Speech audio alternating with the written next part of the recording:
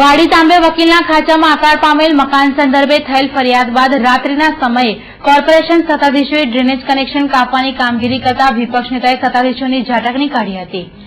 વાડી વિસ્તારમાં આવેલ તાંબે વકીલના ખાંચામાં તૈયાર થયેલ મકાન સંદર્ભે સ્થાનિકની ફરિયાદ બાદ કોર્પોરેશન સત્તાધીશો અધિકારીની સૂચનાથી ગત રાત્રે ડ્રેનેજ કનેક્શન કાપવાની કામગીરી આરંભી હોવાની જાણ થતાં જ આગ બબૂલા બનેલ વિપક્ષના ચંદ્રકાંત ભથ્થુએ સત્તાધીશો પર શાબ્દિક પસ્તાર પાડી હતી। પહેલા તો કાયદેસર અને ગેરકાયદેસરની પરિભાષા સમજાઈ શકતા નથી। એ લોકો કોઈ માણસે નકશો પાસ કર્યો હોય અને એનું કનેક્શન કાપવા જાય, કાયદામાં સ્પષ્ટ જોગવાઈ છે કે કોઈ પણ માણસ જે અંદર રહેતો હોય એનો ડ્રેનેજ અને પાણીનું કનેક્શન નહીં કાપી શકાય, કારણ કે આ કુદરતી ન્યાયના સિદ્ધાંતના વિરુદ્ધ છે।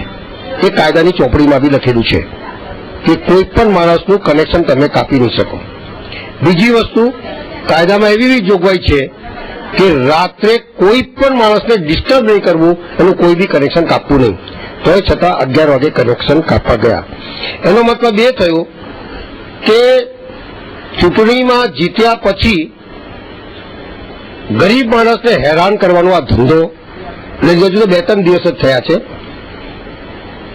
મારો કહેવાનો ભાવાર્થ એટલો જ છે કે કાયદાથી ઉપર કોઈ પ્રતિનિધિ નથી ને કોઈ અધિકારી બી નથી।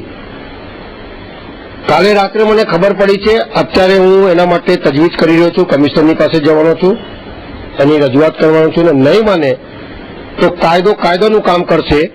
જે અધિકારીએ જરૂરત કરતા વધારે ગરીબને હેરાન કરવાની કોશિશ કરી હશે તેને ઘર બેસાડવામાં બી મને શરમ નહીં લાગે, કારણ કે હું લોકોનો પ્રતિનિધિ છું અને ખાસ કરીને ગરીબોનું પ્રતિનિધિત્વ કરું છું।